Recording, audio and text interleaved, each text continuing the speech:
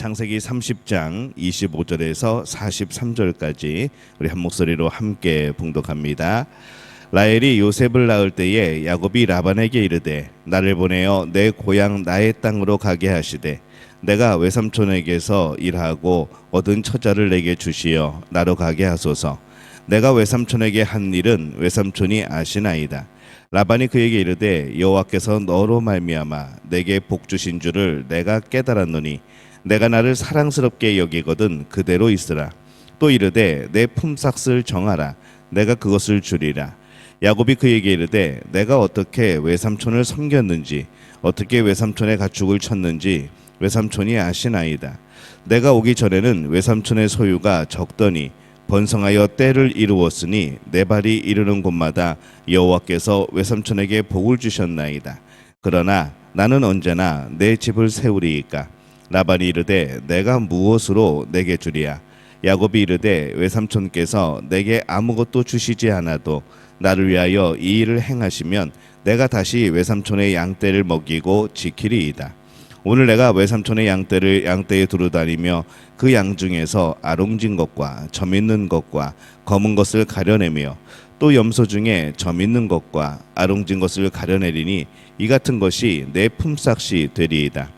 후일에 외삼촌께서 오셔서 내 품삯을 조사하실 때에 나의 의가 내 대답이 되리이다. 내게 혹시 염소 중 아롱지지 아니한 것이나 점이 없는 것이나 양 중에 검지 아니한 것이 있거든 다 도둑질한 것으로 인정하소서. 라반이 이르되 내가 내 말대로 하리라 하고 그날에 그가 숫염소 중 얼룩무늬 있는 것과 점 있는 것을 가리고 암염소 중 흰 바탕에 아롱진 것과 점 있는 것을 가리고 양 중에 검은 것과 검은 것들을 가려 자기 아들의 손에 맡기고 자기와 야곱의 사이를 사흘 길이 뜨게 하였고 야곱은 라반의 남은 양떼를 치니라.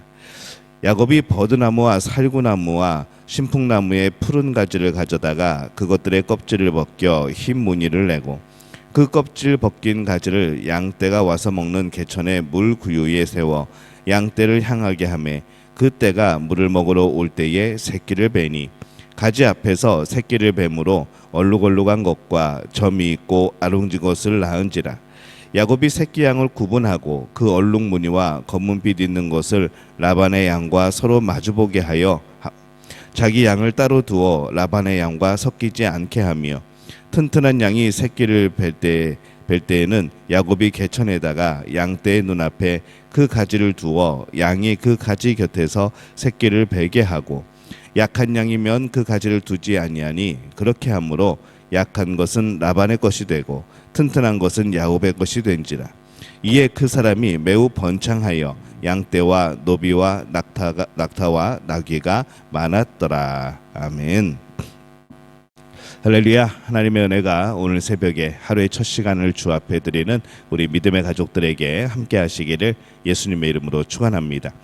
오늘 말씀은 이 야곱이 하란에서 이제 일하며 이제 본인의 그런 재산을 쌓아가는 그러한 모습을 담고 있습니다.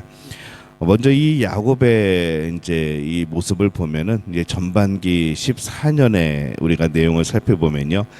이 야곱은 아내를 얻기 위해서 14년을 삼촌 라반을 섬깁니다.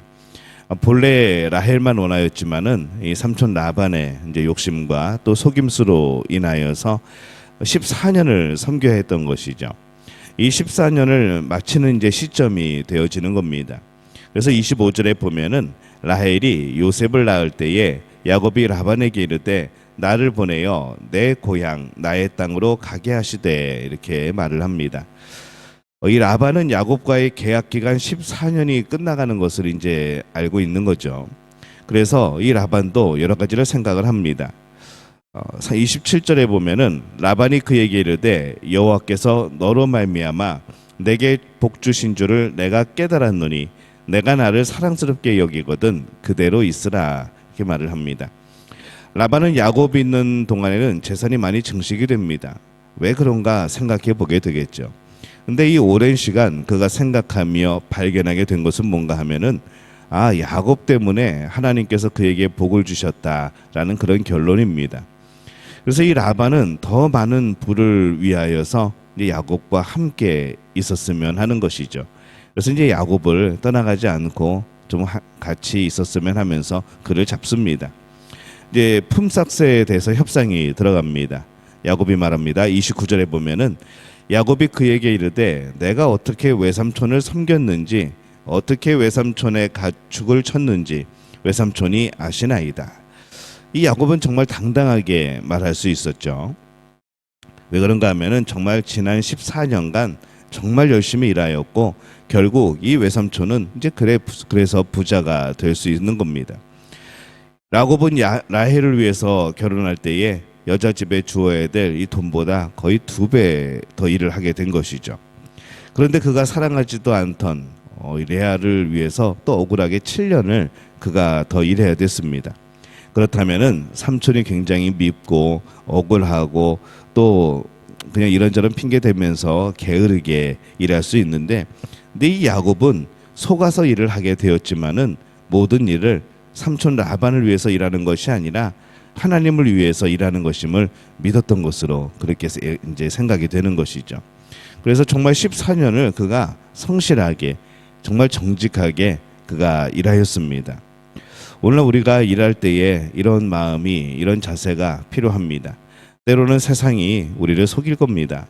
아무리 일하여도 아무 성과가 나지 않는 것, 세상이 나를 알아주지 않는 것. 그런데 이 신앙인은 궁극적으로는 하나님을 위해서 일하는 것이죠. 그래서 자꾸 표현을 하게 될 때에 우리가 일하는 모든 것이 하나님의 일터라라고 그렇게 이제 표현을 하는 겁니다. 세상 사람들이 알아주고 삭슬 주는 것은 보조적인 겁니다. 그래서 세상이 알아주지 않아도 궁극적으로는 하나님을 위한 그런 우리의 삶이기 때문에 어떤 상황에 굴하지 않고 모든 상황 속에서 있는 그 자리에서 하나님을 섬기는 마음으로 열심히 일하는 것이 참 중요한 것이죠. 야곱이 그렇게 일을 한 겁니다.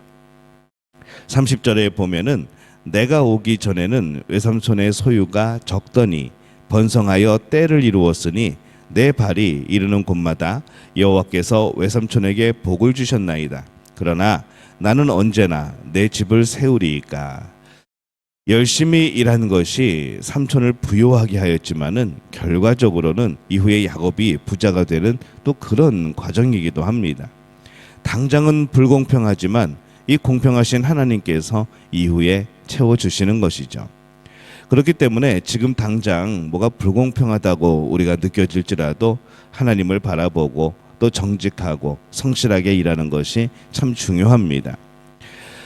이 야곱은 자신의 이제 품삯을 정합니다. 32절에 보면은 오늘 내가 외삼촌의 양떼에 두루 다니며 그 양 중에 아롱진 것과 점 있는 것과 검은 것을 가려내며 또 염소 중에 점 있는 것과 아롱진 것을 가려내리니 이 같은 것이 내 품삯이 되리이다. 이렇게 생긴 양과 염소는 특이해서 아주 좀 적은 양일 겁니다.